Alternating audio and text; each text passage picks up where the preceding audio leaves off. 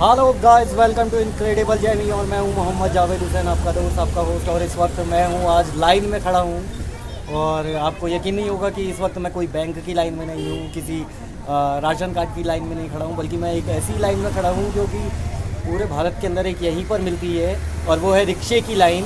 मेरे साथ इस वक्त रोहित है, रोहित वर्मा। और हम दोनों इस वक्त तलीताल की तरफ को जा रहे हैं और रिक्शा लेने के लिए हम लाइन में लगे हैं। ये देखिए, आप लाइन लगी हुई है आगे तक, और मेरे पीछे भी आप देख सकते हैं कि लाइन लगी हुई है। तो ये जो लाइन लगी है रिक्शे की, ये नैनीताल ही एक ऐसा शहर है जहाँ पर आपको रिक्शे में खड़े होकर टिकट लेना पड़ता है और लाइन लगाकर आपको अपने नंबर का वेट करना पड़ता है। तो हम लोग अभी टिकट लेते हैं यहाँ से, फिर आगे बढ़ते हैं। और यहाँ पे जो टिकट मिलता है वो आपको 20 रुपीज़ का एक रिक्शे का टिकट मिलता है, और उसमें आप 2 लोग जा सकते हैं। अगर आप 2 से ज़्यादा जाते हैं तो आपको उसके लिए अलग से पे करना होगा, नहीं तो आप नॉर्मली है कि 2 लोग आप रिक्शे में जा सकते हैं। तो पहले हम टिकट लेते हैं और उसके बाद आगे बढ़ते हैं। आप ये देख सकते हैं इस वक्त लोग रिक्शे की लाइन में लगे हैं और 15 मिनट तो हो गए हैं। 15 मिनट हो चुके हैं। और आप देख सकते हैं, मैं आपको दिखाता हूँ आगे। ये है टिकट घर, यहाँ से आपको टिकट मिलेगा। ये देखिए, आपके सामने बच्चे को टिकट दिया है और अब ये टिकट लेके यहाँ से रिक्शे की तरफ जाएंगे। जो नंबर टिकट पे होगा उस नंबर के रिक्शे में बैठेंगे और तलीताल को चले जाएंगे।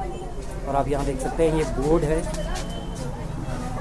मालिक साइकिल रिक्शा चालक संगठन, और सूचना वगैरह भी लिखी है। रिक्शे में पूरा दाम वगैरह सब इस पर लिखे हुए हैं।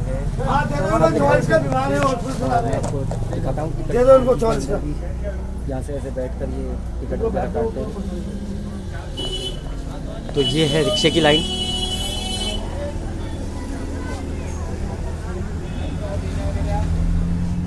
लाइन आगे बढ़ने में लगी हुई है और लोग उसमें और जुड़ने में लगे हुए हैं। इतनी देर इंतज़ार करने के बाद मेरा नंबर फाइनली आने वाला है और मैं खिड़की के ठीक पास पहुंच चुका हूँ। आप देख सकते हैं, ये मैं खिड़की पे पहुंच गया हूँ। मैं खिड़की पर हूँ और टिकट ले रहा हूँ, पैसे अंदर दे चुका हूँ।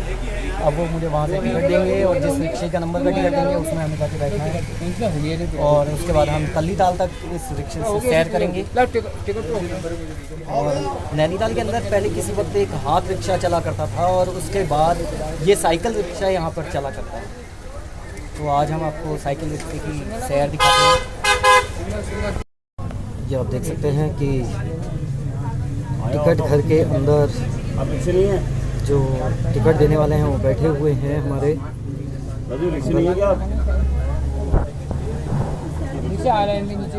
खाली है।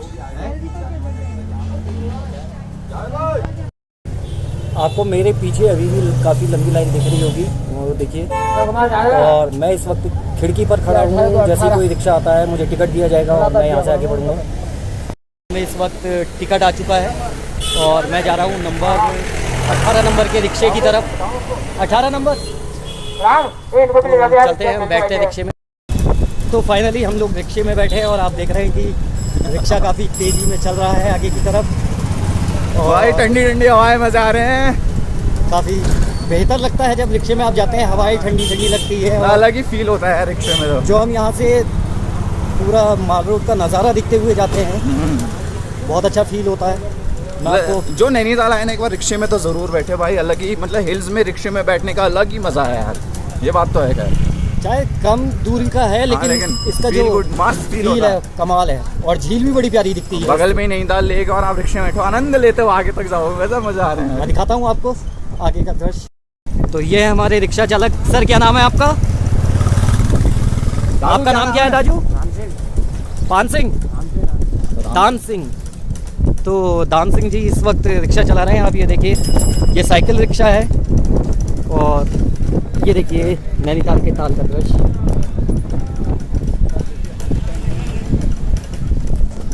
और यह है माल रोड, जो कि रिक्शे से आपको बड़ा ही अलग अनुभव मिलता है।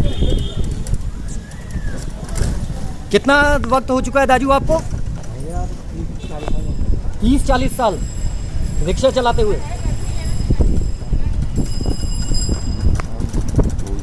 तो दाजू ई रिक्शा और इसमें क्या फ़र्क है? आप ई रिक्शा नहीं चलाते?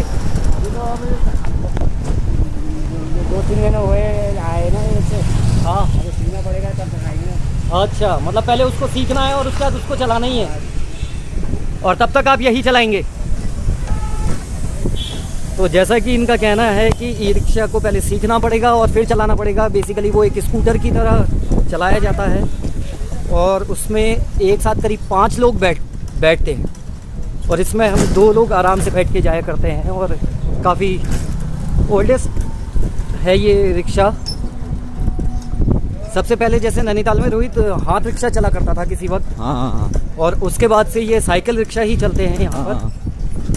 अब इसके बाद थोड़ा मॉडर्नाइज हो गए, ई रिक्शा आ गए हैं। हाँ, अब ई रिक्शा भी यहाँ पर आ गए हैं, लेकिन जो लुत्फ़ इसका है वो उसमें कभी नहीं आता। हाँ, ये बात तो है। तो आप देख रहे हैं कि हम लोग लगे हैं रिक्शे में दौड़ने, मज़े आ रहे हैं, हिचकोले खाते हुए सफ़र हो रहा है। हिचकोले खाते हुए, और कैमरा भी काफ़ी हिल जा रहा है इस वजह से।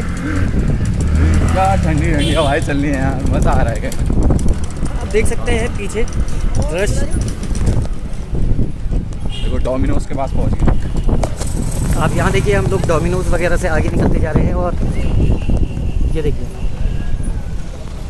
ये माल रोड पे जो दुकानें हैं, होटल वगैरह है वो है, और ये है हम लोग आपके सामने। मेरा मुश्किल से हमें 3 मिनट में पहुंच जाएंगे है तलीताल। करीब 3-3.5 मिनट ही लगते हैं रिक्शे में। इतना समय लग रहा है। अदमताल में तो आ ही गए हैं लगभग। अदमताल से आगे, अदमताल से अब आगे। हम जैसे कि कैथोलिक चर्च के पास पहुंच चुके हैं यहाँ पर। काफ़ी पुराना और चर्च है। इस चर्च के पास से एक रास्ता ऊपर को जाता है जो जू की तरफ जाता है। हाँ। और यहाँ पर नैनीताल का दूसरा जो चिकित्सालय है, रैमजे चिकित्सालय, वो भी इसी रास्ते से जाकर आप पहुँचते हैं। ये आप देख सकते हैं कि ऊपर को जो रास्ता जा रहा है सामने, वो रैमजे को जाता है। और ये आप देखेंगे चर्च है सामने आपके, सेंट फ्रांसिस। तो जैसा कि हमारे पहाड़ों में कहा जाता है कि दान सिंह जी यानी दानदा ने हमको तलीताल पहुंचा दिया है। पहुंच गए ठहरे हम फिर। पहुंच गए ठहरे।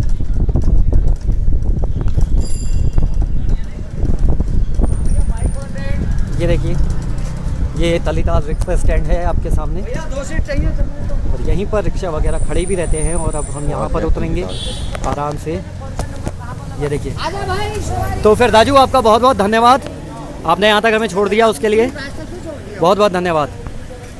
तो मैं जैसा आपको अभी बता रहा था कि मैं तलीताल पहुँच चुका हूँ, और ये तलीताल का रिक्शा स्टैंड है। और आप देख सकते हैं पीछे खिड़की घर है वहाँ पे, जहाँ पे वो बैठे हुए हैं, वहाँ पे से आपको टिकट मिलता है। और उसके बाद आप यहाँ से टिकट लेके मलीताल की तरफ को जाते हैं। बस हमारा जो तलीताल से मलीताल का रिक्शे का रास्ता है वो सिर्फ इतना ही है। और उसके बाद आप यहाँ से आगे जाते हैं तो आपको डाट मिलती है। तो मैं आपको दिखाता हूँ कि जो तलीताल डाट है, जहाँ पे बस वगैरह खड़ी होती है, हम वहाँ तक जाएंगे ताकि लोगों को पता चले कि डाट से हमें कितनी दूर चलना पड़ता है रिक्शे के लिए। तो आगे बढ़ते हैं। अब मैं जा रहा हूँ डाट की तरफ। आप देख सकते हैं कि ये जो रास्ता है सीधा डाट की तरफ जाता है, और अभी मैं रिक्शा स्टैंड से आगे बढ़ रहा हूँ। तो आपको मुश्किल से यहाँ से 1 मिनट भी नहीं लगता है रिक्शा स्टैंड से डाट तक पहुँचने के लिए, जहाँ पे आपको बस वगैरह मिल जाती है। तो मैं हूँ डाट के ठीक पास में, और ये आर्मी का जो सेंट्रल आर्मी का रेस्ट हाउस है उसके पास था मैं, और उसी के ठीक सामने ये आप बोर्ड स्टैंड देख सकते हैं तलीताल का, ये वाला। और यहाँ से हम सीधा नज़र डालें तो आपको ये सेंट जेवियर्स स्कूल का इमारत नज़र आती है, और उसके ठीक नीचे ही हमारा बस स्टैंड है जो डाट पर मौजूद है। और जैसे कि नैनीताल का इस वक्त मौसम भी बहुत प्यारा हुआ है, लोग घूमने आ ही रहे हैं। तो ऐसे मौसम में आपको घूमने को काफ़ी कुछ मिलेगा। मौसम के साथ साथ इस समय जो यहाँ का तापमान है वो भी सही है, करीब 19-20 के आसपास है, ज़्यादा नहीं है, और शाम को थोड़ा सा कम हो जा रहा है। आप यहाँ से नैनीताल को देखेंगे, काफ़ी खूबसूरत भी लगता है। तो अब हम आगे चलते हैं और डाट पर आपको लेकर पहुँचते हैं। चुका हूँ इस वक्त डाट पर, आप देख सकते हैं ये है डाट तलीताल। और यहाँ पे आप देखेंगे कि जो गांधी जी का स्टैचू है यहाँ पर है, और यही बेसिकली एक डार्ट कहलाता है। और साथ में यहाँ पर लोगों के बैठने के लिए, घूमने के लिए भी काफ़ी अच्छा प्लेस बनाया गया है। लोग इधर आते हैं, बैठते हैं और बस वगैरह का इंतज़ार करते हैं। तो मैं आपको दिखाता हूँ, ये है बस सामने खड़ी हुई जो कि जाने की तैयारी में है।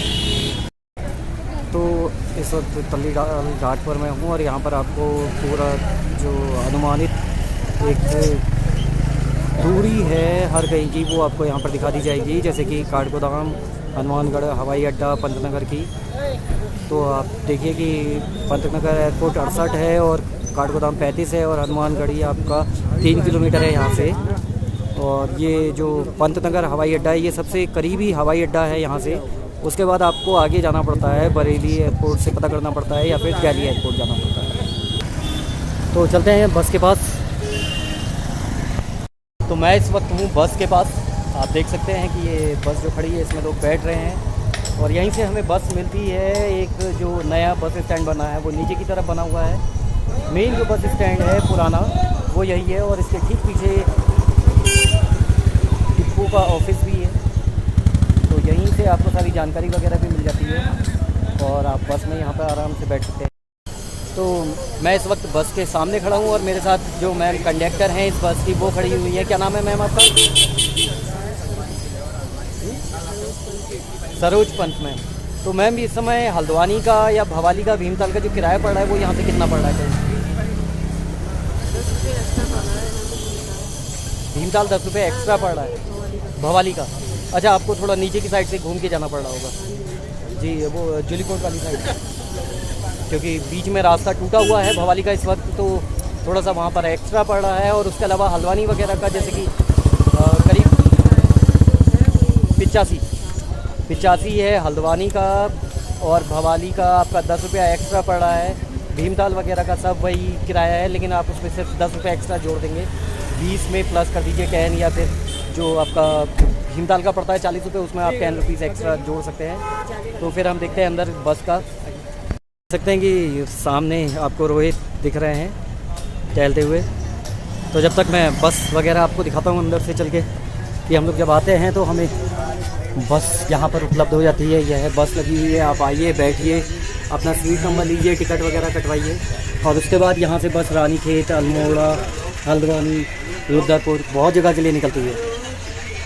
और जब आप यहाँ से निकल कर जाते हैं तो आप मल्लीताल जाने के लिए सीधा रिक्शा स्टैंड जाइए, और वहाँ से आपको रिक्शा मिल जाएगा। उसके बाद आप थोड़ी ही देर में मल्लीताल पहुँच जाएंगे। ये देखिए गाइस, जैसा मैंने आपको बताया अभी कि आप जब हल्द्वानी वगैरह से या भवाली से, भीमताल से, रानीखेत से आते हैं तो आपको बस यहीं तक छोड़ती है। उसके बाद यहाँ से आपको रिक्शा स्टैंड जाना पड़ता है, और वहाँ से आप रिक्शा लेके मल्लीताल की तरफ निकलते हैं। तो जैसा कि मैंने आपको आपके गंतव्य तक पहुँचा दिया है, अब यहाँ से आप अपने नैनीताल की शुरुआत करते हैं घूमने के लिए, और यहीं पर मैं आज अपना ब्लॉग समाप्त करूँगा। तो मैं आपसे फिर मिलता हूँ किसी नए ब्लॉग में कुछ नया लेकर। तब तक के लिए आप मेरे इस ब्लॉग को एंजॉय कीजिए। फिर होगी आपसे मुलाकात नए ब्लॉग पर। तब तक के लिए अलविदा।